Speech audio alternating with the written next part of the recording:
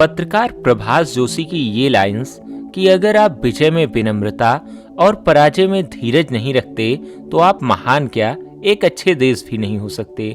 आज हम जिस घटना का जिक्र करने जा रहे हैं उसे ये लाइंस बिल्कुल सटीक बैठती हैं। बात 1996 के क्रिकेट वर्ल्ड कप की है। मौका था सेमीफाइनल का। आमने सामने थे भारत और श्रीलंका। जगह थी कोलकाता का ऐतिहासिक ईडन गार्डन स्टेडियम। 1 लाख की दर्शक क्षमता वाला ये स्टेडियम कई ऐतिहासिक मौकों का गवाह बना था और इसके हिस्से में एक और इतिहास आने वाला था। भारतीय टीम मजबूत दावेदार थी। घरेलू जमीन पर वर्ल्ड कप जीतने का उसके पास अच्छा मौका था। एक बार वर्ल्ड कप जीत भी चुकी थी और क्वार्टर फाइनल में पाकिस्तान पर जबरदस्त जीत हासिल कर इस मैच में पहुंची थी। लेकिन सामने मौजूद श्रीलंकाई टीम ने इस वर्ल्ड कप में वनडे क्रिकेट को पूरी तरह से बदल दिया था।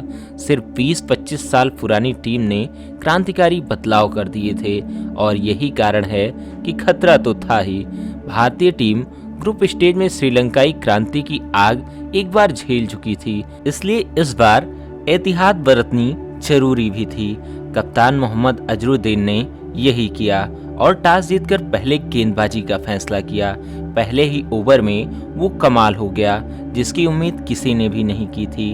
अब तक वर्ल्ड कप में भारत समेत कई टीमों को तबाह कर चुके रोमेश कालू विथरना और सनत जयसूर्या सिर्फ 4 गेंदों के अंदर पवेलियन लौट गए। भारत पहले ही ओवर में हावी हो गया था। दूसरी तरफ से असंका गुरसिंघा भी किसी तरह खुद को जमाने की कोशिश कर रहे थे और सिर्फ 1 रन बनाकर आउट हो गए। लेकिन दूसरी ओर से जो हमला हुआ उसने भारत को बुरी तरह से तोड़ कर रख दिया। इस वर्ल्ड कप में श्रीलंका के सबसे बड़े हीरो बने अरविंदर डिसिल्वा ने भारतीय गेंदबाजों की जमकर तुड़ाई की और चौकों और छक्कों की बरसात कर दी। डिसिल्वा ने सिर्फ 32 गेंदों में अर्धशतक पूरा किया और आखिरकार कुंबले की गेंद पर 66 रन बनाकर बोल्ड हो गए। लेकिन ये रन सिर्फ 47 गेंदों में आए थे जिसमें 14 चौके और 2 छक्के भी शामिल थे।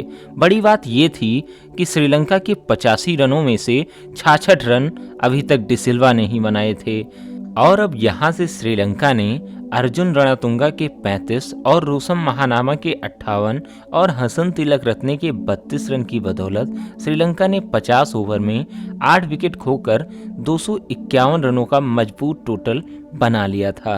अब भारत को जीत के लिए 252 रन चाहिए थे जिसके लिए जरूरत थी एक अच्छी शुरुआत की जो कि नहीं मिली। 8 रन के स्कोर पर भारत का पहला विकेट गिर जाता है। नवजोत सिंह सिद्धू 3 रन बनाकर आउट हो जाते हैं। ऐसे में भारतीय बल्लेबाजी का मजबूत आधार सचिन तेंदुलकर पर बड़ी जिम्मेदारी थी।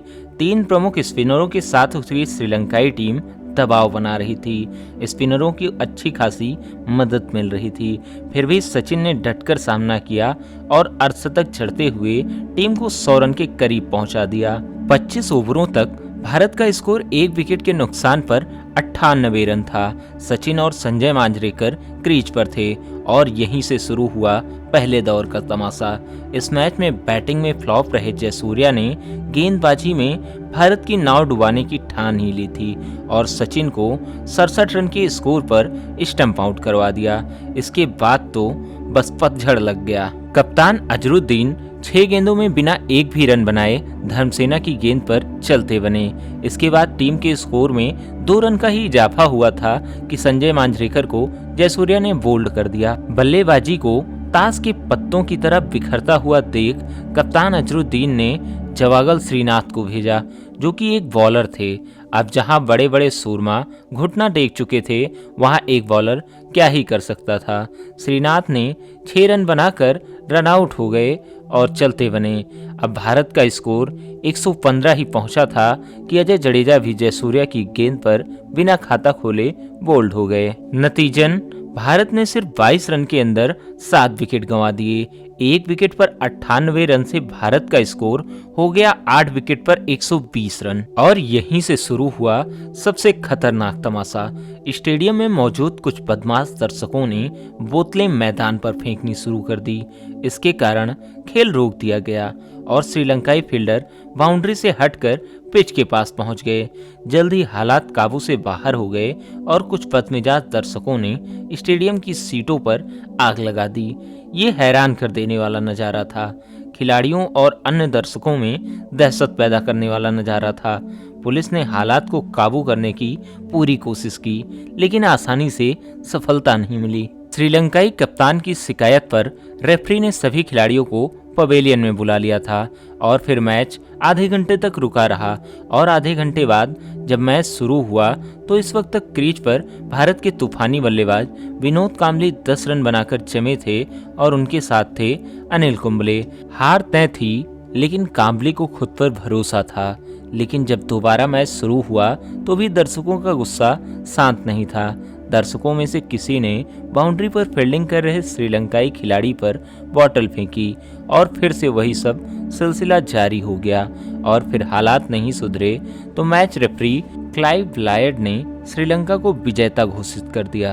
अपने प्रदर्शन के दम पर श्रीलंका मैच जीतने का हकदार था ही, लेकिन इस हरकत के बाद शिकायत का किसी को कोई हक नहीं था और ना किसी ने की।